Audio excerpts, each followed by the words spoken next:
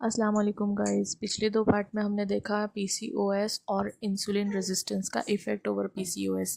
आज इस वीडियो में हम डिस्कस करने वाले हैं कि नॉर्मल मेंस्ट्रुअल साइकिल कैसा होता है और पीसीओएस के वुमेंस में मेंस्ट्रुअल साइकिल कैसा होता है। तो आइए चलो शुरुआत करते हैं। चलिए शुरू करते हैं। ब्रेन में दो ग्लैंड्स है, एक है हाइपोथैलेमस, एक है पिट्यूटरी। हाइपोथैलेमस ग्लैंड का काम है रिलीज करना GnRH hormone, that is a gonadotropin releasing hormone. और पिट्यूटरी ग्लैंड रिलीज करता है FSH and LH, that is follicle stimulating hormone और ल्यूटिनाइजिंग हार्मोन। पर अब आगे मैं शॉर्ट फॉर्म्स यूज़ करने वाली हूँ, ठीक है। तो जीएनआरएच जब हाइपोथैलेमस से रिलीज़ होता है, ये और हार्मोन जाकर पिट्यूटरी हार्मोन को स्टिमुलेट करता है कि एफएसएच और एलएच रिलीज़ हो जाए।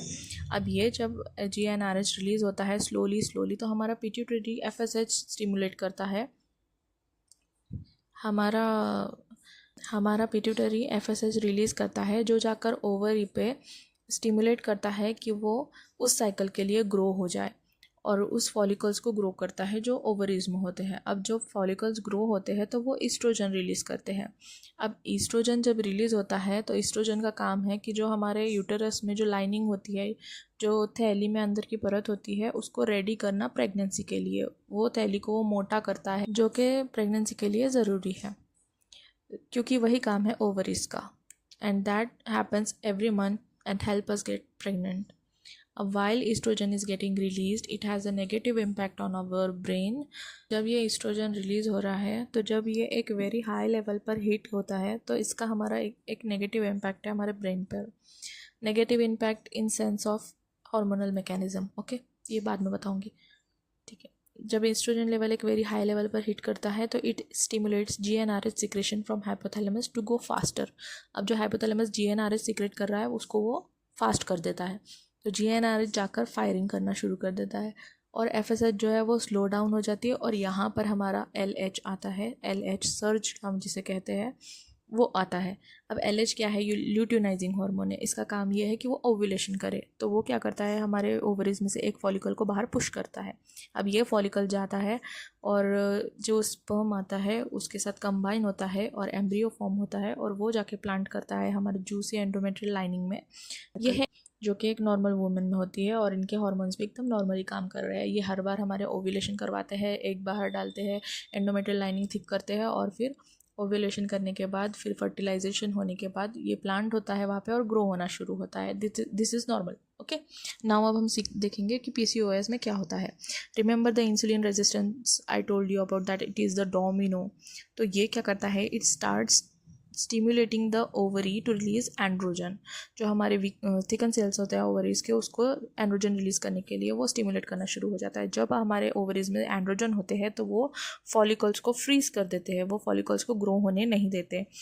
तो जो estrogen levels start becoming erratic, your androgen levels go up, and that androgen stimulates your gonadotropin releasing GnRH hormone to go fast, and then this GnRH go fast and LH surge happens।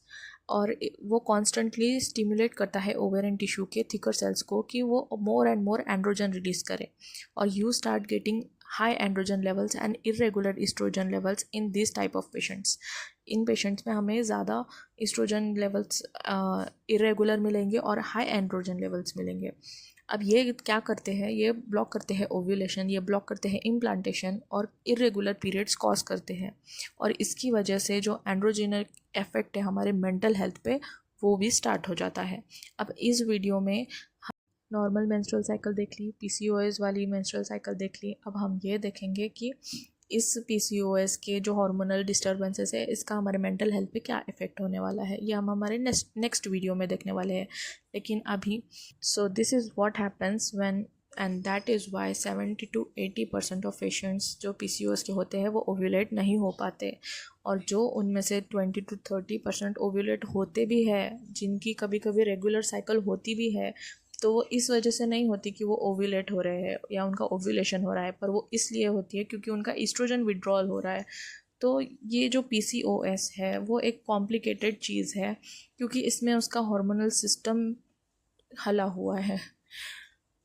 वैसे देखा जाए तो hormonal system of women's जो है वो बहुत ही beautiful चीज़ है और it is very very interesting चीज़, और इसको देखकर हम बार बार यही हमारे दिमाग में आता है कि फ़बी अय्यि आलाइ रब्बिकुमा तुकज़्ज़िबान, कि हम अपने रब के किन किन नियामतों से मुंह मोड़ेंगे।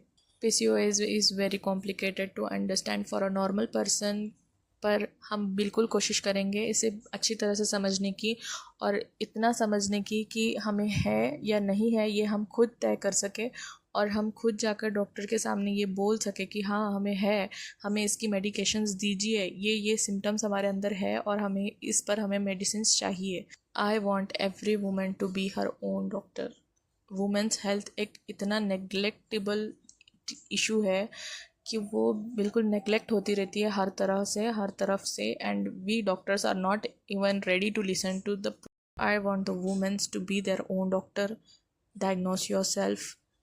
अगर आपको लगता है कि आपको इनमें से कुछ भी सिम्टम्स है, या आपको इनमें से कुछ भी तकलीफ़ है, या आपको नहीं समझ आ रहा कि आपके साथ क्या हो रहा है, अभी हम इसमें और आगे इसका मेंटल हेल्थ देखने वाले हैं। PCOS का इफ़ेक्ट हमारे मेंटल हेल्थ पे कैसा होता है, हमारे सोशल एनवायरनमेंट पे कैसा होता है, और हमें अगर इन सब में से अगर आपको लगता है कि आपको इसमें से कुछ भी 2 सिम्टम्स है, तो आप प्लीज़ अपने हेल्थ केयर के पास जाइए और उन्हें बताइए कि मिलते हैं नेक्स्ट वीडियो में। Like share and subscribe.